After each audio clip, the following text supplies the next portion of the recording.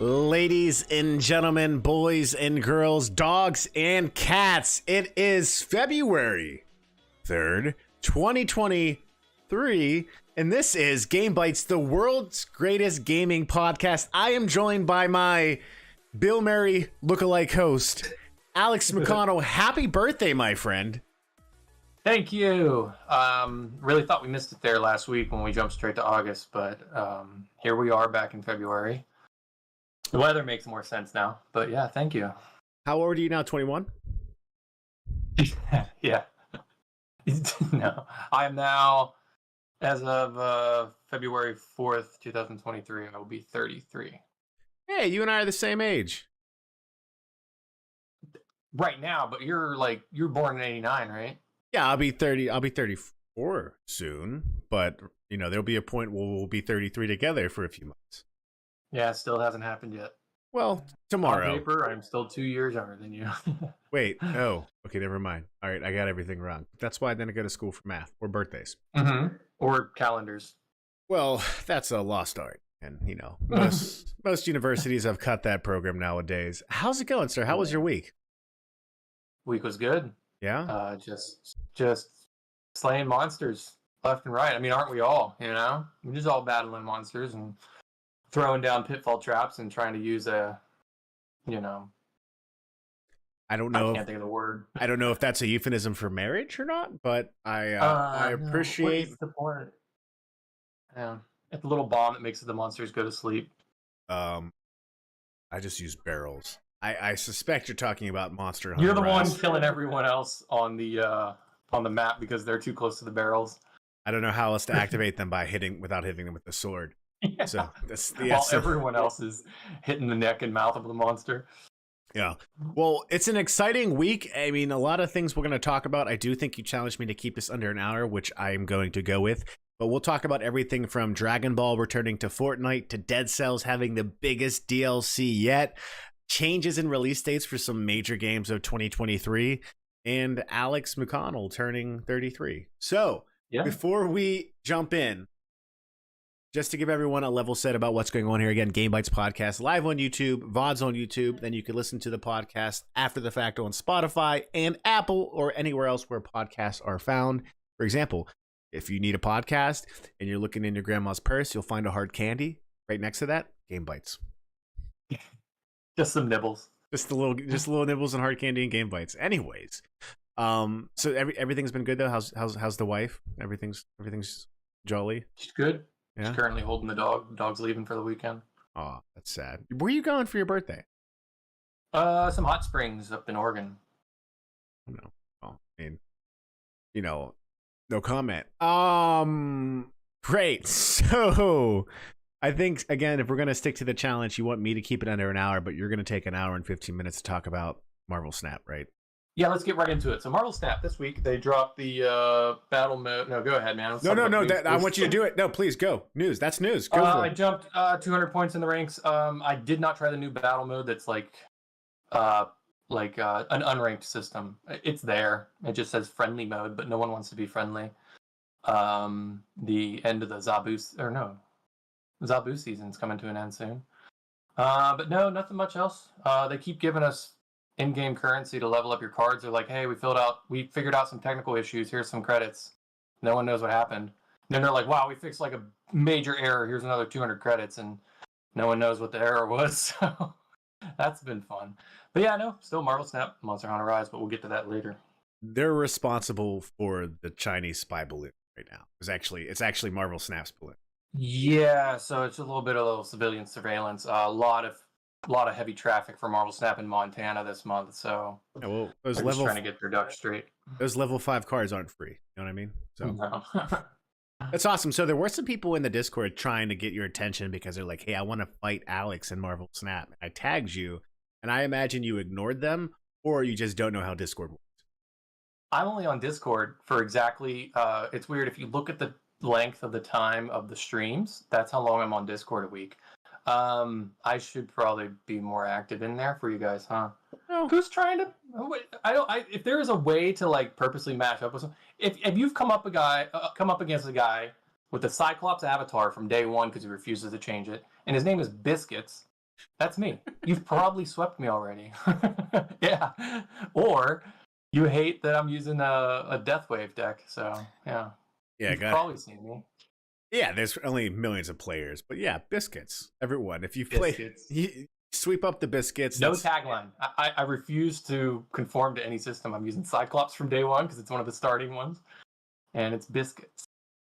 I wonder if I can, because I played the game for a few hours on my iPhone, but then I switched to Android like 2 months ago. I wonder if I can remember my account that I created, or if it's through the Apple Store. I'd have to start it, but it is something I should try to get back in, just so I can understand what the heck you're talking. It's fun. It seriously is. Like, dude, I go to reheat my lunch at work, playing Marvel Snap in the lunchroom for a couple minutes. Like it's the games are just so quick. They can be really quick, or they're just like up to 3 minutes. It's just That's a nice little time killer.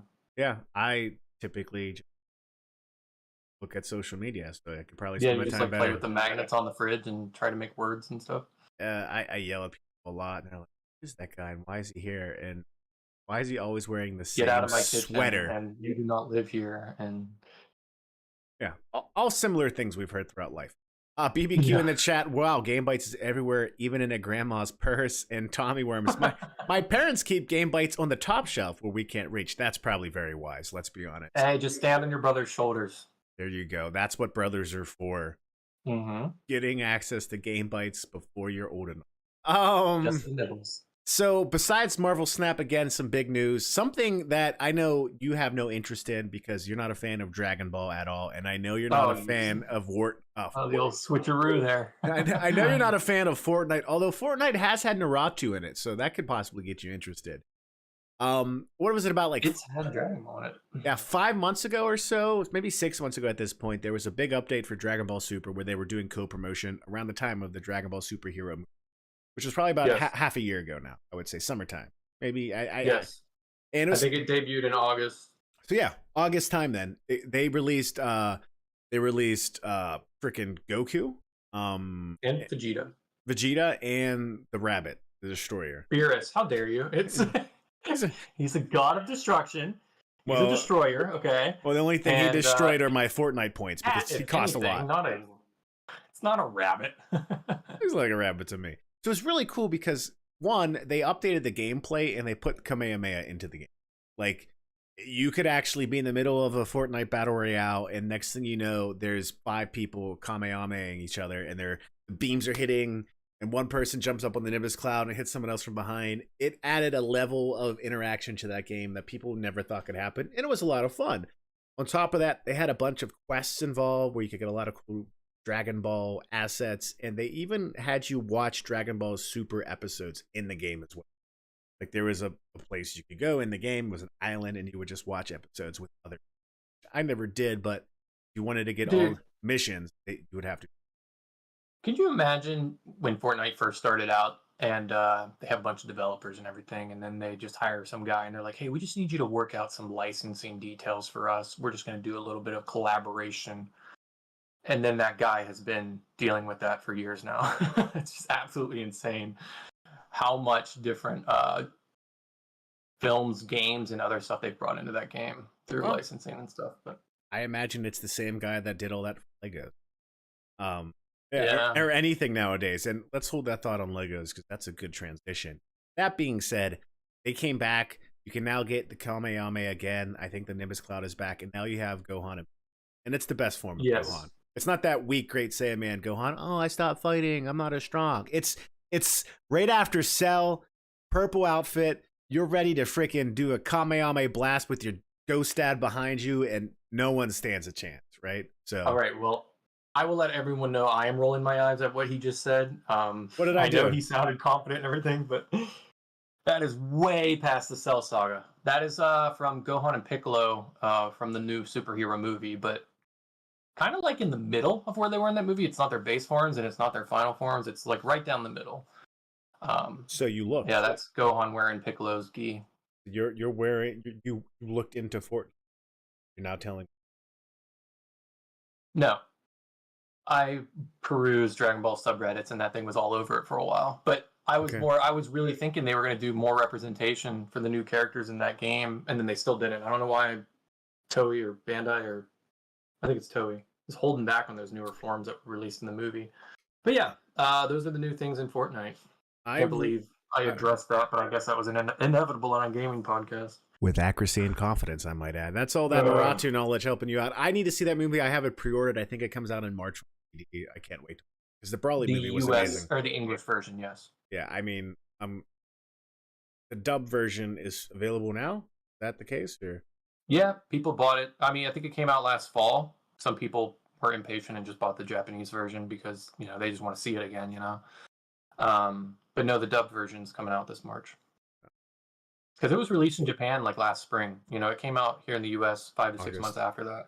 Gotcha. Yeah, no, I'm excited because again, Brawley was amazing. I think I might rewatch that. But just a fantastic one. But speaking about licensing deals and the Lego Mastermind, did you hear the news that Lego, Yeah, they're getting a little breath of fresh air. little breath of fresh air, maybe a little breath of the wild? So there was a Reddit leak, I think, essentially where someone who is known to have some knowledge in the Lego space essentially said that they participated in a survey where they saw some future products, one of them being a Legend of Zelda set, specifically that we can imagine would come out maybe around the time of May. Something else is happening in May, so you might want to have Anything else?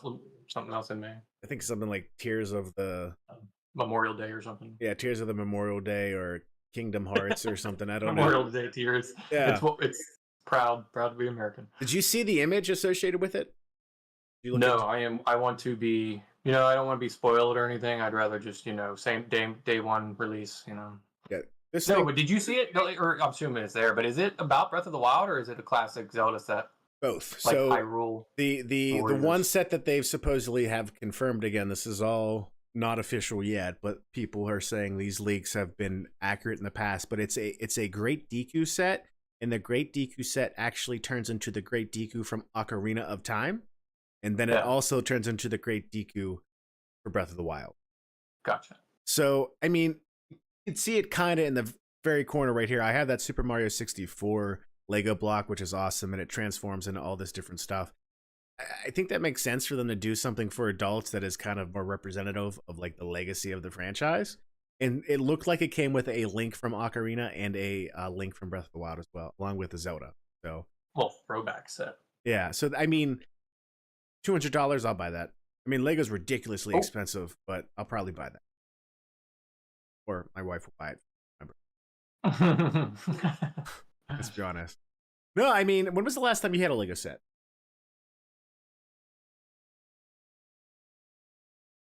Man, that really took me down some memory lanes. Some of that was unpleasant, but no, I think 2003. Oh, sorry to do that. Yeah, it was weird. It was just like you did it. I was like, yeah, oh yeah, that happened. No, it was just it was the summer of 2003. I think was my last time I got Legos because I was like, people are gonna get so. This guy's what's that called? A one-tune guitar. Yeah, I started like collecting like all the Irwin toys, Dragon Ball Z and stuff, and I was like using them, like playing with them, fighting Dragon Ball Z toys. So like Legos went on the wayside. Gotcha. So you used to collect. Used to collect Dragon Ball figures before you got. No. We used to let them beat the crap out of each other, like.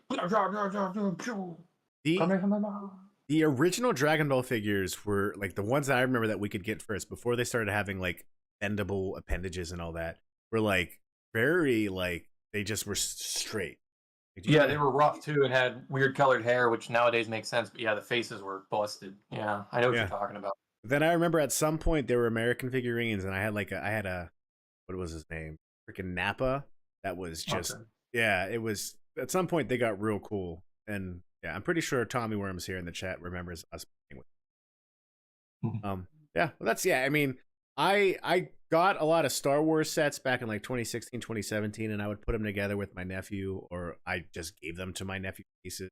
And now, right now, this Mario one is the only one I actually have here. But Legos, it's a very fun hobby, similar to like just model kits too. Like you put together a lot of models, right? Yeah. Yeah, I'm excited. Like I said, it's right around the time of my birthday, so it's happening. When's your birthday? July. That's in July. Yeah. Well, we can just delay that till April. What else has been delayed till April? Speaking of delays for April, look at this guy. He's just gonna he's I'm doing just it. like looking at the clock. I'm like, okay, a quarter of the way. Yeah, you're trying to survive without going to bed too early here. And speaking Yeah. of surviving, Jedi Survivor is supposed to come out in March. It was just announced, I want to say 3-4 days ago on the EA account on Twitter that they're now delaying it till April 28th. I'm happy to see this because I'm always a fan of delays if they're going to help the team and the game quality. But what are your thoughts on this?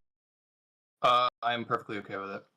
Oh my gosh, I wish I think it shows a sign that maybe things are starting to bend in a direction where let's not stick to release schedules. There's absolutely no harm in delaying it. No one's ever been like, oh my gosh, they delayed the game 8 weeks. I refuse to buy it.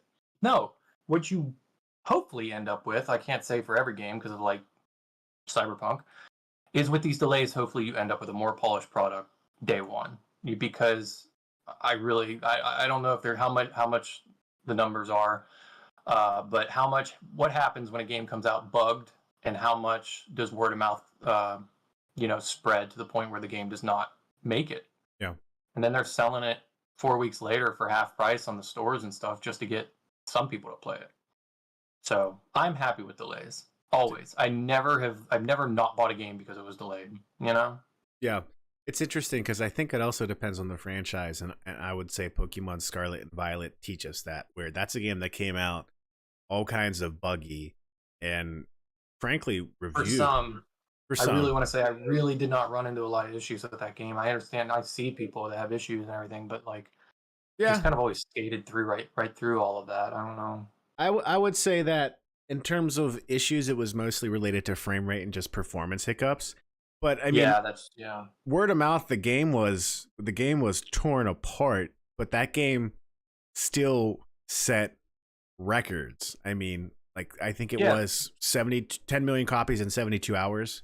So, but to your point, there are all kinds of other games that come out buggy and people just completely ignore it or just complain about a feature like, oh, it's only 30 frames per second. I'm not buying this game. And games are legitimately hurt by that word of mouth too. So it is interesting that like I wonder in the grand scheme of things, like how much good faith popularity does a franchise have to where like I can give you I see. Yeah.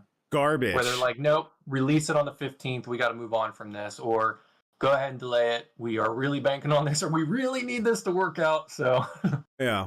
I understand pushing releases for like certain quarters and trying to make quarterly quotas and all that stuff. But man, they got to be more flexible with these release dates and push them, or at least just underestimate the production time and have it finished and release it 12 weeks later. There's nothing saying finish it 24 hours before we're shipping it, you know?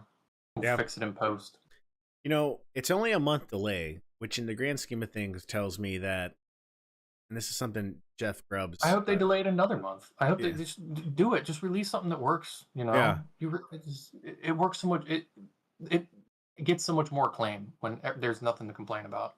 I think to some degree they're concerned about getting into May and June because then you have Final Fantasy 16 and then The Legend of Zelda Tears of the Kingdom. Those are games that I think they're all different, but there's probably some crossover. Jeff Grubbs from Giant Bomb, he's a pretty well-known games journalist as well.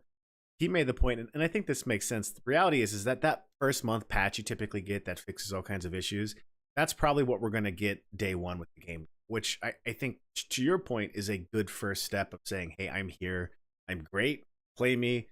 You're not going to really notice any issues, and it's going to be a good time, which makes sense with a month day, right? Because you still have to print discs and all of that. And I imagine they're still printing discs on schedule. You're just probably going to install that game, and day one, there's going to be a big patch for you. You know what I mean?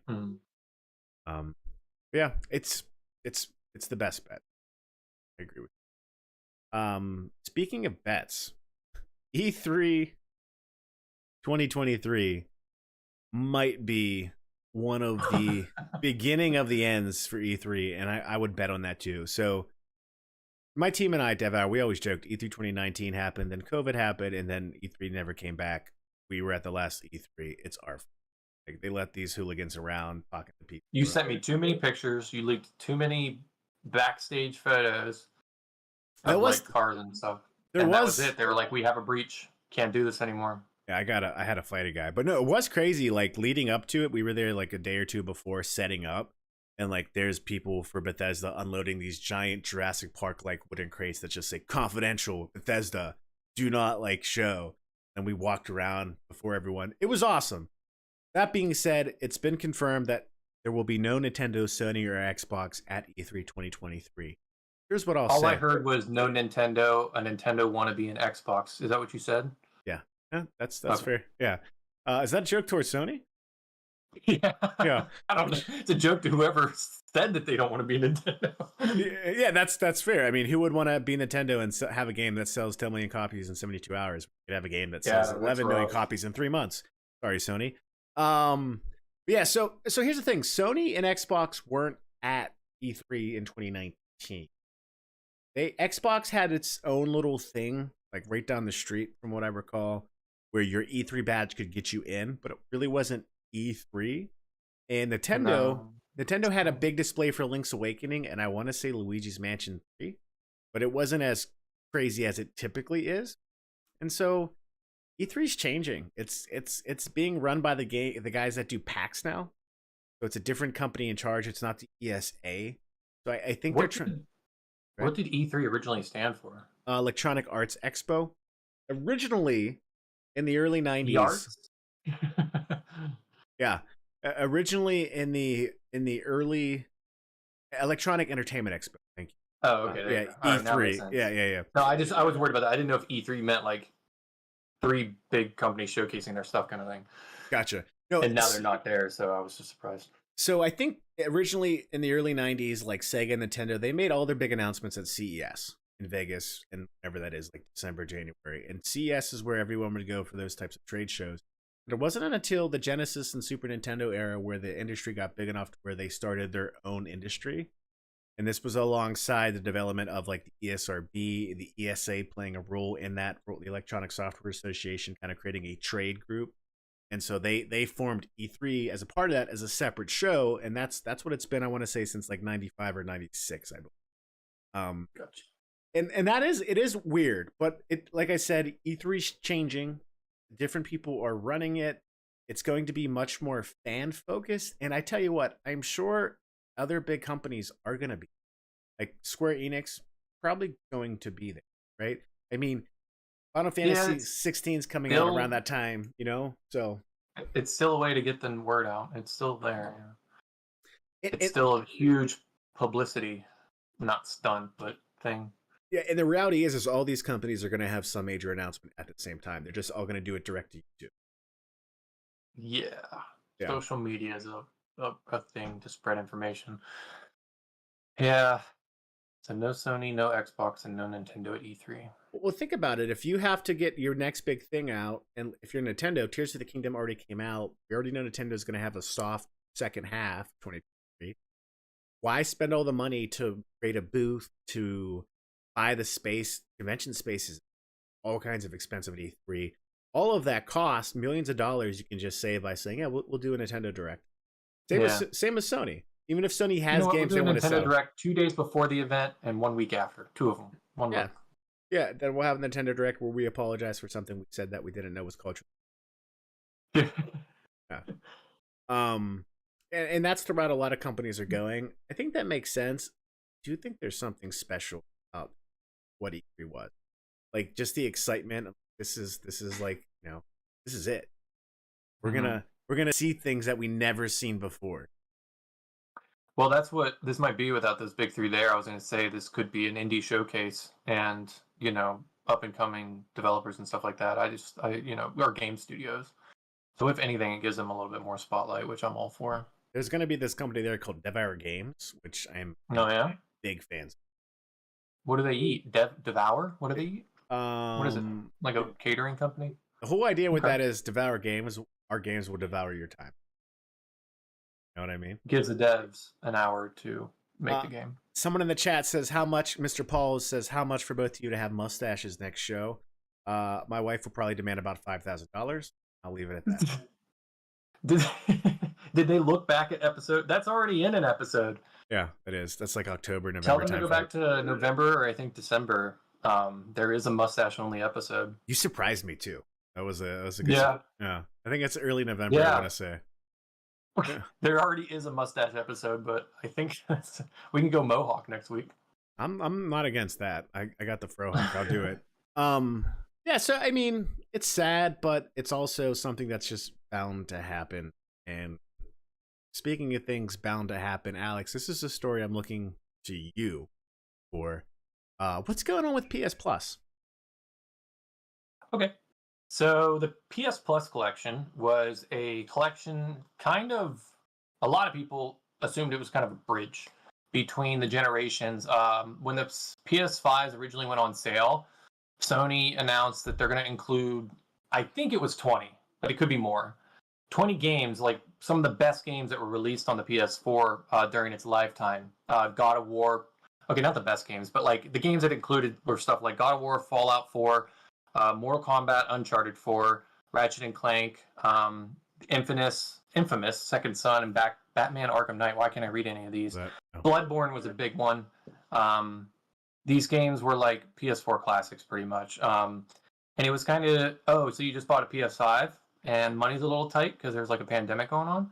Well, here's 20 games you can play for free. Well, you just dropped like $500-600 on a PS5 or $1,200 if you contacted some scalper. But yeah, this collection's just been sitting there for anyone to play for free once you got your PS5. They have said they are going to, I think, what is it, May 2nd or May 4th? Yeah. If you have a PS5 or get one before then, which PS5s are in stock now. What is it? I think it's in May. You can still download these games and have them forever. But after May, they're going to remove this little option for this collection. I'd say most of those games are like must plays. Last of Us Remastered's on there. I think a lot of these games were added. Originally included 20 games, Yeah. 10 first party and 10 third party.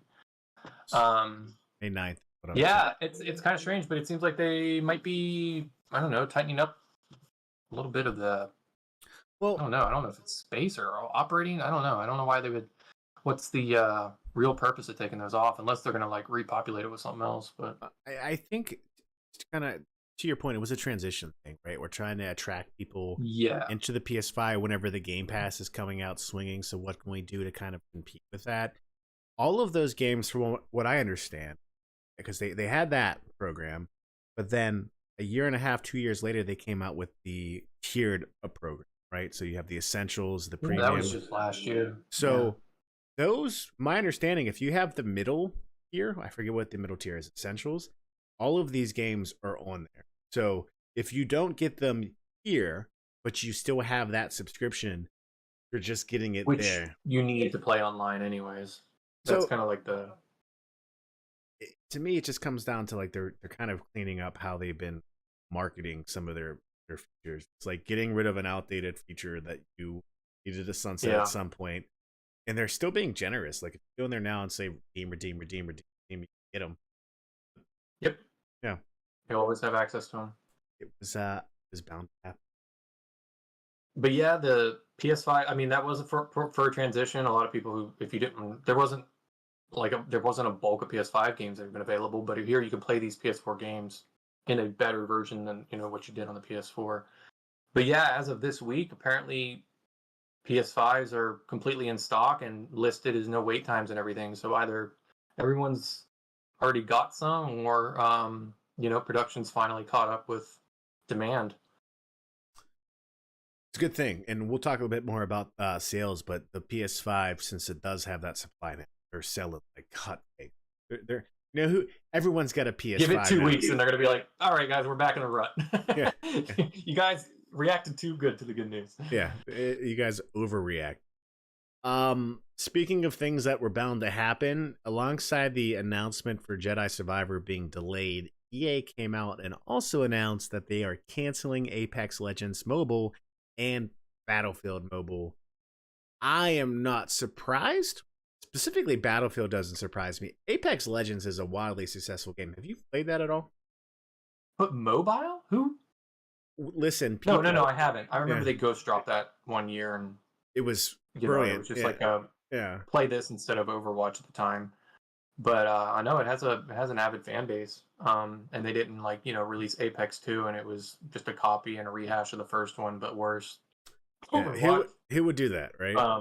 Yeah. So yeah, but I didn't know there was a mobile game of it. That sounds absolutely awful unless there's like controller support, which I'm assuming. But so yeah, they just don't want to support mobile the software or anything or anymore. Well, I think there's a strategy that's existed for the last 3 years where if you have like a free to play mobile competitor, if you have a free to play multiplayer game, put it on mobile platform and allow that be another avenue for monetization. Because I'm pretty sure Fortnite mobile is wildly successful. Yeah. And the cross play on that, like I could be playing on my PC or Switch, and someone could be on their freaking iPad, right? But Fortnite looks like a mobile game from 2010. Like it's I can understand your phone handling that, but like Apex Legends seems absolutely chaotic. And that's a great point. A lot of the issue came down to the fact that I think it was just too much for too little to keep the mobile game on pair with the rest of it. Now, I think it's an interesting thing because Apex is still very successful. It's a lot of people's preferred game, but it's just not able to survive in that mobile space. Now, Battlefield Mobile as well, I'm not surprised because I'm pretty sure the last Battlefield has been received very poor, right? Yeah, 2042. Can't even keep up if they're as bad as I am. Yeah, that was. I know. I didn't play all the way up to 2041, so I just was completely lost. But no, that had a very rough launch, and never really picked up. Yeah, which again, not surprised that a mobile counterpart did not work well. I mean, Yeah, I'm pretty sure Call of Duty has a very successful mobile game as well. If not in the U.S. alone, but like the rest of those mobile games are very popular. And those versions.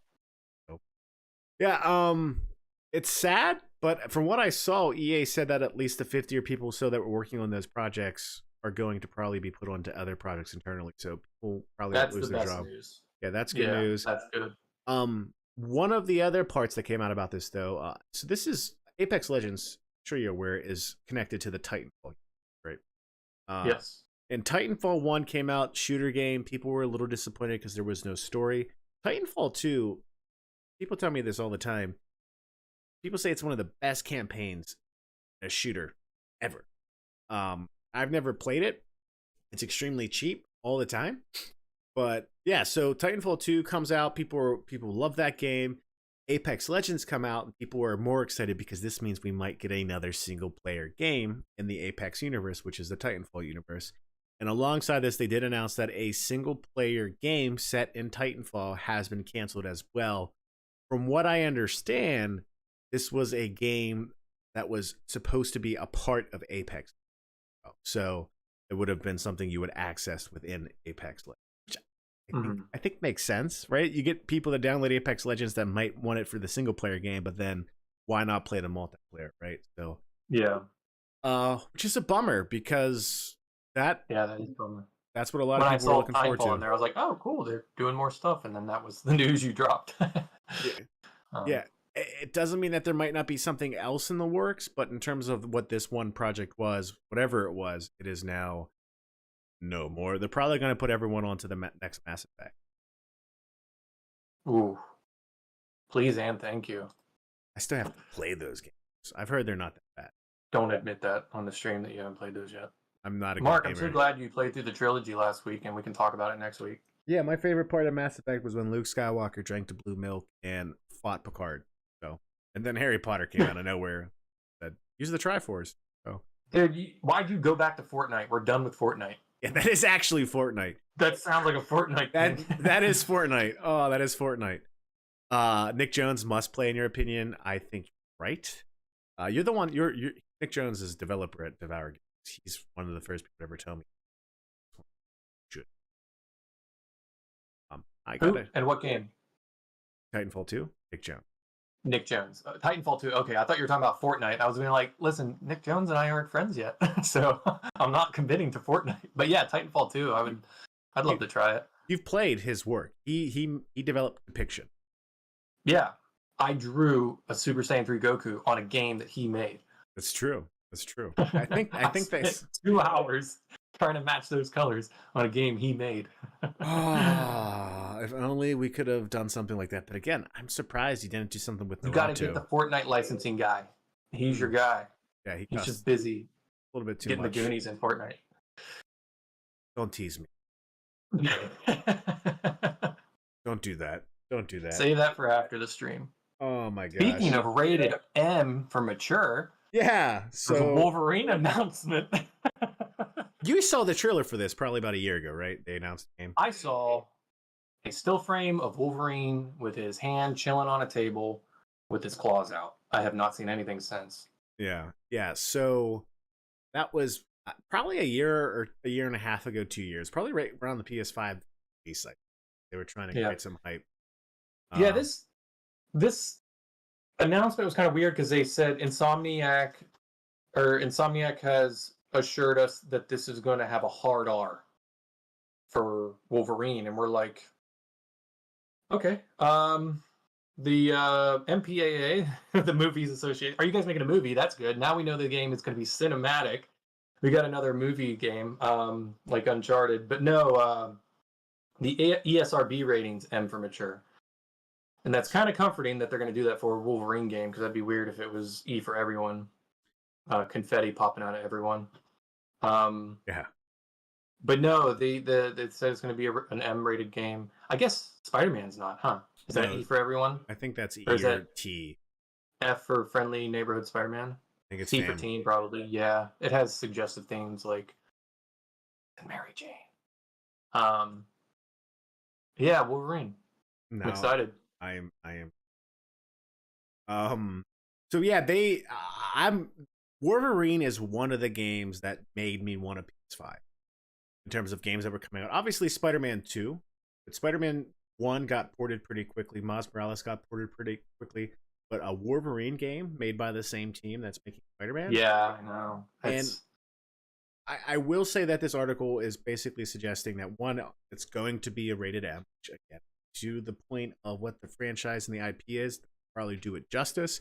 Not because it's just going to be a try-hard game, but Wolverine is a very mature story. He's gone through a lot of suffering. It's a very real story in terms of what he deals with. He's lost so many girlfriends from my time watching his movies. That's what I mean, he's barely immortal. Yeah. But yeah, I was going to say.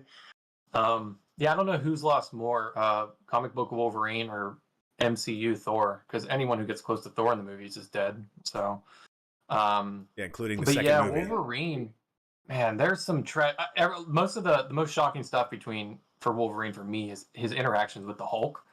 One of them's too graphic, but at some point, Wolverine the top half has to find the lower half because the Hulk threw them in really far directions. He has to like sniff out his lower half so he can like heal. But Old Man Logan, that whole storyline, has a Hulk. We saw that to it. I don't want to spoil it. You gifted that to me. I think you gifted me the Old Man Logan graphic novel. That makes sense. We saw it in theaters together. We saw Logan in theaters. That's nothing like that comic book, though. It's close enough for me, but that movie was great too. Yeah, very sad movie. So rated M, also possibly fall 2024, but there is discussion that it may be 2020. Push it to 2026. Make a great game. Let's do this. At that point, we'll be playing our PlayStation 7s. PlayStation 6 will just be completely unavailable, but you know. Yeah, it's still low stock, but you can get your 7 online. Yeah. Speaking of PlayStation 6, there's a 6 game coming out. Gears 6 is in the works. Imagine that, right? This is by the Coalition. They took over Gears of War, I want to say, after the third 3. one. Yeah.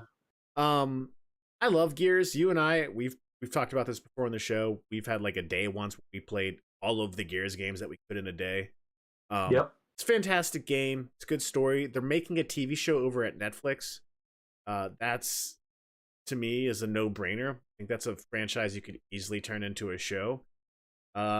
This, though, I will say Gears 5, as much as I love the gameplay, they went in a direction with Gears 5, I think we've talked about this too, where they wanted to put an open world. Everything had to have an open world. And instead of just having a menu, they basically gave you a very empty open world for you to traverse and explore to get to your next level. And there were some things to find, but it just felt very empty, is what I would say. It's not that That's it's not that it was broken, but to me, it ended up just getting in the way of what made Gears great, which is completed the mission. Let's go to the next completed the mission. that reminds me of Dynasty Warriors. If there's any other fellow Warrior fans out there, Warriors. Dynasty, all of the games where you select the mission or the story or the battle of Chibi from a menu and you're dropped right in. But when Dynasty Warriors 9 came out, which has been a couple of years, but it's also the latest in the series, that they did an open world aspect, and then that was it. Everything was so empty, and you had to ride your horse to the next battle and ride your horse to the next battle across all of China. That sounds exactly like what you described with Gears. It's just they make it open world, but it's you just made my menu searching 20 times longer. I just want to get to the part that I like, which is the battle of Chengdu. Or who doesn't love the Battle of Chengdu? Yeah, I'm a big fan of that. Also a big fan of riding my horse across a desert. That's America, not China. I'm a big fan of riding my ice cream truck with a flaming clown head on the top of it. You got any news for Twisted Metal? Wow, you just went with it. You just forced that transition. So yeah, Twisted Metal. Ready. Yeah.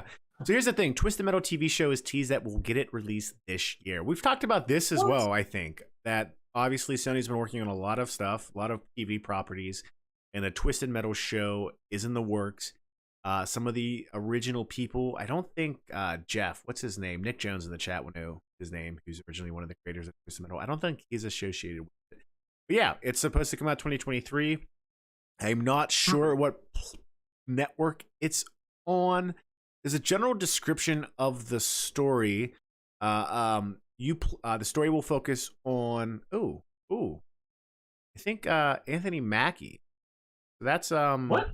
Yeah. Oh, is he Axel in the game, or is he just like some detective finding these people? Anthony Mackie's the main protagonist, and it's being produced by Michael Jonathan Smith, who is associated with Netflix's Cobra Kai. I've never watched, but I've heard good things about it. It's got critical acclaim, yeah. Yeah, I don't know what that means, but great. So the story goes as it follows Mackie. John Doe is his name, an amnesiac who, quote, talks as fast as he drives, according to a statement. It's on Peacock. It's Peacock. Okay. Doe has to drive across. You're making this all up off the top of your head. It's all right in front of me, I swear. Doe has to drive across the post-apocalyptic wasteland to deliver supplies to an outpost and will be aided by car thief Wyatt while being pursued by patrolman Agent Stone, which I feel like that sounds familiar. It's been a while since I played Twisted Metal. Yeah, I feel like Agent Stone, for some reason, Quattro pops into my head. But no, I didn't hear any, characters from unless these are like seriously their code names, I forget.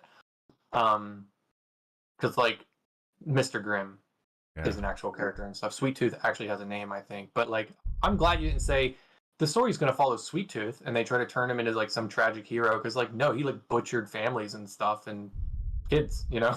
Like, he's not a hero. He's a poster boy for the franchise, but he is not in any way sympathetic. Agent Stone is one of the original characters from Twisted Metal 1. So yeah, but like, was he in one of the cars? Yeah, probably. Yeah, but no, to your point, I hope they do Twisted Metal justice by basically depicting a true, what do you call it? A true Sweet Tooth and Dark Tooth. You remember Dark Tooth? You got Dark Tooth, and I think it was like Twisted Metal 2 or Twisted Metal Black. Those were some cool things. He was the driver of Crimson Fury. See, that's what I'm talking about. You would remember the car and stuff, but not the I never read the descriptions. Charlie Kane. I think that's Sweet Tooth. But yeah, I think Twisted Metal Black was the way Twisted Metal Black did the stories, because you think, you pick, I don't want to say his name, but it's a preacher. But like the preacher, as you go through the story mode and do all 10 levels, it's showing like little cinematic videos, and you're like, oh, this preacher, he's a man of God and stuff, and then he was sent to do a baptism and stuff, and he went to the house and things were messed up, and it makes you be all sympathetic with him, and you're him, you're the character of this story right now. Yeah. And then the twist at the end is that he's actually went there to do an exorcism, and that's like what his primary thing. But like the way they set up those stories, it's almost like they could ghost drop this kind of a show where you don't know that the person that you're looking over the shoulder of is, Twisted, obviously. But that's how Twisted Metal Black kind of did it.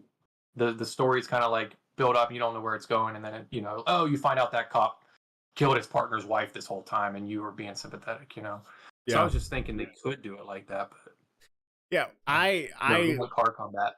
I really loved. I remember being in like fourth grade and playing Twisted Metal 2 before going to school and like not wanting to stop playing the game. I will say this. So just like we saw Sony re-release The Last of Us on the PlayStation 5, this TV show is supposedly supposed to come ahead of a remaster or a new rebirth of the Twisted Metal series, which I think is long overdue. I miss that franchise extremely. And I think to your point, like I remember playing those games, the first, the second, in Twisted Metal Black, and Will Arnett's in it. Forgot about that. Will Arnett's in the game as well, in the show. Yeah, a Twisted Metal video game reboot is supposed to come alongside the show, if not alongside it, shortly after of it. But man, I'm all for it. They're letting you really immerse yourself in these things with these double drops. It's double drops. That's what we're going to call it. Got to get that double drop. That double drop. But they had that classic like Faustian bargain, right? Like, oh, this is what I want, but also you're basically making a deal with the devil because what you want is going to destroy you and the people you care about. Yeah. You. And like, I love that type of like human nature can be twisted like that. Sometimes. I think it was Calypso. Calypso was like, yeah, he was the guy. So it was good. I don't care about the Gran Turismo movie, but that's coming out too, August 11th. Yeah, so that's Twisted TV show, Twisted Metal TV show. Who's excited about that? Oh, Arnett's voicing Sweet Tooth. That's gonna be interesting. Dude, when you said Will Arnett, I was like, oh, let me guess, he's playing Sweet Tooth because, but I was joking because this dude's like a hunk, like he's like this build of Jason Voorhees is like huge, with like a clown mask and flaming head, bald head. But if he's voicing him, he could do it. I'm excited. I think there's like 2 or 3 more items than I want to cover. One, I think you'll be highly excited about. It's something that we've talked about for many years now, and it's something before you joined Game Bites, I had an episode about Dead Cells. Obviously, this came out with the Game Awards, but the Castlevania crossover. Yeah. So is that finally happening? It's 100% real. It's coming out Q1 2023, and we did get some more information from the team. It is going to be the biggest DLC yet for that game. It's that game. Okay. Yeah. I thought you meant ever, for any game ever. I was going to say, wow. Yeah, it's setting records. Guinness is on the phone. They have said that it's twice as long as any other DLC release, and they're actually adding on 4 new levels, all from Castlevania, and you're going to be able to play it as a bunch of characters from Castlevania. I want to paraphrase one of the quotes, but basically, like, and we're going to add in all the weapons that we haven't yet copied from Castlevania as well. Like, yeah, that's the way to do it. Yeah. So we ran out of direct inspiration, so we're just going to start throwing in crazy stuff. In the interview, I recommend checking it out. This one's from Game Informer, but it's probably on a bunch of websites. They basically even call out how some of the weapons, like, yeah, this was called this, but we called it this. And you're like, well, that's very similar. Trank bombs. Yeah. That's the thing you drop in the Monster Hunter, tranquilizer bombs. Okay, go ahead. I'm sorry. Wow, bringing it back. I appreciate how your mind works. I knew it was a T word, but I could not think of it. Got it. Okay, sorry. I own Dead Cells on Switch, on PC, Steam Deck, and also PlayStation. I love this game. I could play this game nonstop. It's a game you truly get better at too as you play, like get a certain speed at. You played it on PlayStation, right? Mm-hmm. And how far did you get? I did. I played that for like close to like 30 or 40 hours. I didn't know if there was actually an end to it, I was working on trying to fill all the glasses with all the perks in that starting place. I never got to it. I think Hollow Knight or Persona 5 got in my way that year. Persona 5, yeah. Yeah, but I never finished it, but I'm thinking about doing it now that this big DLC seems like a good time to get back in and catch up on all the other stuff, including all the Shovel Knight inclusion. Yeah, I mean, that's funny, but they did put in basically you can play as people from Hotline Miami. I think Hollow Knight, Risk of Rain. Celeste? No, not Celeste, I think, not Hollow Knight. Maybe Celeste. One of those games we are bug. I'm not sure. There's just a lot of weapons and characters that have come from other games. I think is brilliant. I love to see indie developers do that. It's very much something. Yeah. What's this guy from? Oh, I don't know that game. I'm going to check it out. Like Guacamelee is in it. He's popular. You might actually like this game. They're Metroidvanias from 2023. They're like top two. They're on Switches. You play a Mexican wrestler. Everything just got better as you kept going. Keep going. every little tidbit made my. Well, if I got you this happy, do you want to play Fortnite? No. All right, No, there we go. Level set. So yeah, I mean, I don't know how much the DLC is going to cost. I think altogether the main game's $24.99 right now. DLC is like maybe like $10 extra. I'm not sure, but there's 3 DLCs they've added, and they're all whole new area. There's one boss that's like a giant tick in the game. They added in one of the DLCs. That's Hollow Knight.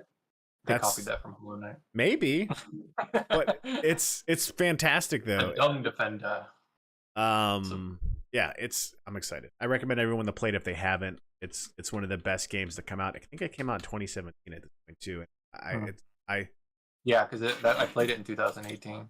It's on my keys. That's the games I was talking about. Oh, there you go. There's the guy on my keys. You got Naruto on your keys. What else? Yeah, so Dead Cells, excited about that. And then last but not least, it does seem, and we talked about this last week, Nintendo Direct does seem to be happening next week. A lot of bigger outlets are now saying, yeah, this is happening. Nintendo Direct, February 6th for all y'all. That's the rumor. That's the rumor. People were saying it's likely next week or the week after that. But again, you have big outlets now saying something's happening. It is not February 6th. It might be. Okay, guys, it might be February 6th. So here, Monday. There's no way it's Monday and they didn't say anything yet. It would be blasting Twitter with all that stuff. Nintendo just comes out like random times, like, hey, it's afternoon Monday in Japan. We're gonna tweet something. Guys, hey, it's live right now. Just tune in real quick. People are like, yes. Yeah.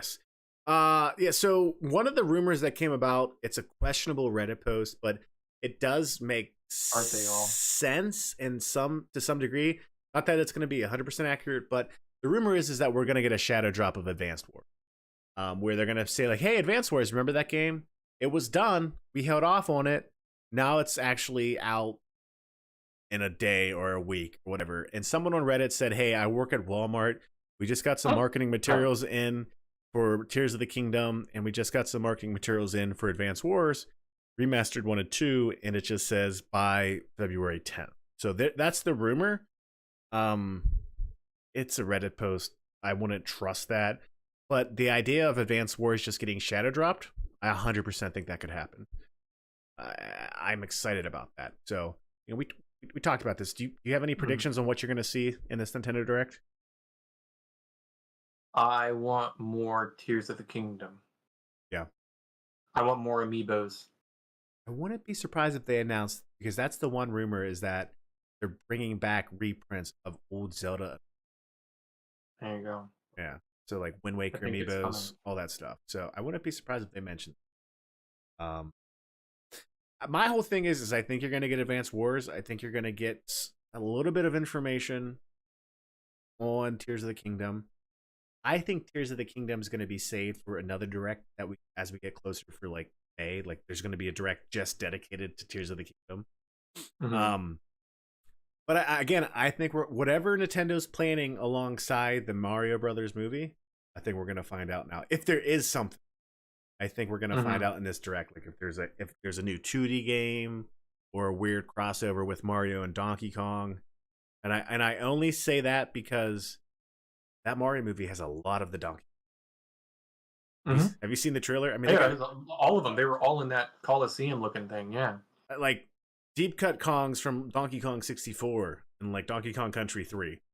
That's what I wanted to say with the rated R. The Wolverine would be rated R. I was like, that's a weird way for Rare to come back into the scene. But speaking of Donkey Kong and Rare, but yeah, that's it had Cranky Kong sitting on the throne, wasn't it? Yeah, Cranky Kong was there. There's a lot of people. I love the Kong. In fact, I personally relate to a lot. My dad provided for us by selling bananas. He's bow-legged, and growing up, my uncle called him Cornelius from Planet of the Apes. So there's a lot of similarity. Yeah. It feels like family. So, yeah, I think I'm excited. hopefully it's next week and everyone can come back to the next week's show and be like, hey, you guys were right. And if it's not, people can make fun of us. And I think I was technically, I'm going to be wrong 3 times. That's what I'm going to be. Doesn't matter what I said. It's been. I think the punishment should be that if we're wrong, you have to play. I probably won't hear from me on the stream anymore. I'm not doing it. I'm not giving them downloads. I'll call Joy up. Hey, where's Alex? Oh, he died. He's just yeah, he's yeah, I don't know. He's Alex, where are you? Yes, he's dead. Yeah. Yeah, there was this thing He'll where be back later, but yeah, he died. Okay. Oh. Good times. You got 7 minutes to tell me what you've been playing this week. What have I been playing? So, Dead Cells. I started a new save over, and I see Nick here mentioned how he lost access. But game's worth starting over. Or a new save of Dead Cells on my PC, and Risk of Rain. Isn't that the whole point of the game? Is you start off with nothing? Yeah. Every time. Yeah. Yeah. There's meta progression in that game that's pretty nice. Yeah, collecting all the.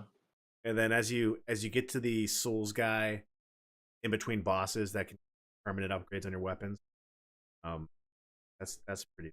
That and Risk of Rain 2. Oh, also a lot of Monster Hunter Rise. This is where you're gonna be mad at me. I already had it for my Switch and PC, so I've held off from buying it. Look at that face. That's a face, friend.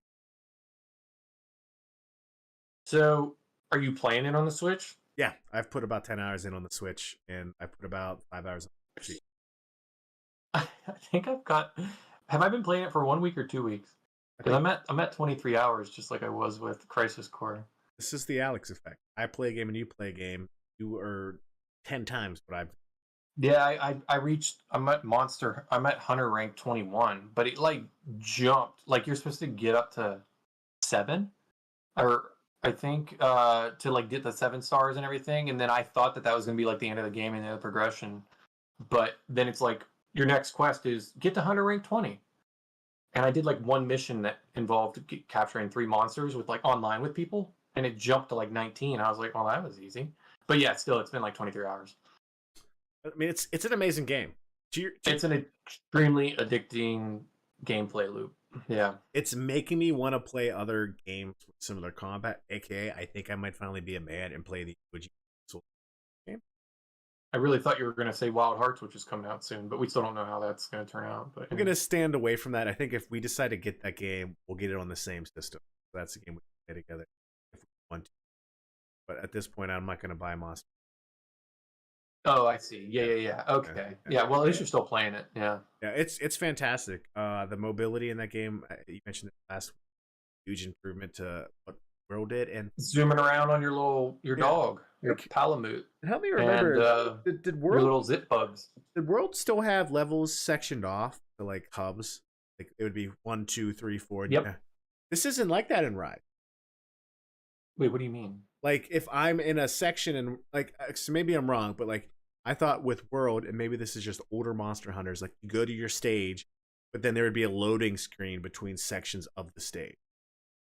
Of the map? Yeah. No. World was smooth. At least on the PS4 it was. Like you went to the black map with all the bones and stuff. No, you could run around that whole map and chase the monster around the whole thing. There was no loading in between. I will say I think the maps are a lot smaller on this game, or maybe the mobility of the Palamute riding has cut that down, but I feel like I can traverse the map a lot quicker. I think you're right. Like it feels smaller in scale, but they added a lot of verticality to it and stuff like that. Oh yeah, you can go a lot of. You're like Spider-Man. Yeah, they added verticality because you have your wire bugs and you can climb. So like the maps are more compact, but yeah, a lot of verticality and caves that go underground more so than I remember from the first game, World. Yeah, I remember in the first in World there being a lot of situations where monsters go back to their nests and they're the weird kind of extravagant nests. But like in this game, there's a monster that was like, where'd it go? I'm like, is that a pile of rocks? No, that's the monster now. Oh, darn. That's it's a good game. No, anyone's on the fence about it, I recommend picking it up. It plays amazing on the Switch. World, you're gonna like this one, and I think you'll prefer this one over World after a while because I couldn't go back to World now. It's kind of nice having another game. I really loved World because that was the first one I ever played, and we just sunk so much time into it. Yeah, So it's nice having Rise available. yeah, it's a good time. The only other thing I've been playing is Risk of Rain 2, which I'm sure you know. Nope. It's an awesome game. Like, I think you can play it on PlayStation. It's definitely on Switch. It's another game in the spirit of Returnal, I would say, and Dead Cells. It's a rogue game, but it's a Risk of Rain 2 specifically is a third person shooter rogue game. You're a survivor who lands on a planet. You just have hordes that are coming at you.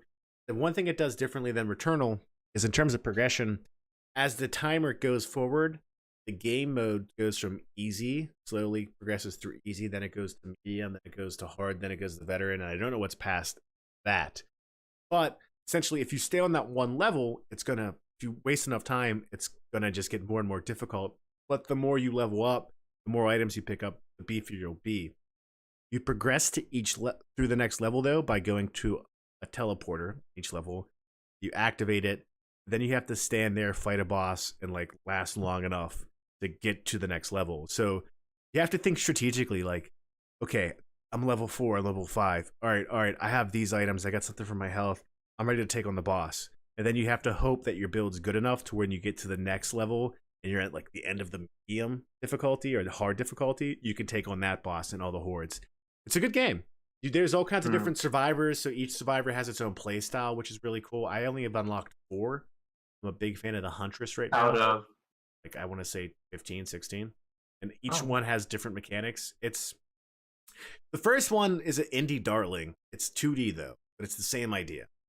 And the second one just went 3D, third person, and it's great. I've been streaming it on Twitch. It's a hard game, but it's a game that you want to get good at, you know? So yeah, I put that out there in case you need something else to do. I should ask for another game because otherwise I'm just going to keep playing Monster Hunter until a new one comes out, a new game comes out, which I don't know what's the next thing on my dashboard. Octopath, Or I'd imagine, for you. There it is. Yep, that's going to be that's going to end the echo of Rise. Yeah. Nick Jones in the chat asks, is Rise good enough to be someone's first Monster Hunter game? I think. Oh, yes, but yeah. it is going to tarnish your World experience. I'm telling you, like World was wildly successful. It was my introduction to the series. Iceborne came out. I never played that because World is extremely overwhelming to go back to. So when Iceborne came out, after me not playing it for an entire year, I never got it even when it was on sale because I just knew as soon as I got back in there, oh, you are bombarded with not tutorials, but there's so many different menus that you got. Navigating the menus is harder than navigating the map. So when I first started playing Rise just last week, same thing. They really, really just want to bombard you with all the menu navigation and navigation of the hub and everything. They just want to get that out of the way and then just let you loose. And they really do. After you cover all that stuff, that tutorial, it's not even tutorial. It is literally bombarding you with like, hey, here's how you do this. Hey, here's how you do this. Now, a Pokemon game will drag that out for 12 hours and you'll learn how to catch a Pokemon at the 9-hour mark. But you're like, I already know all this stuff. Just let me go.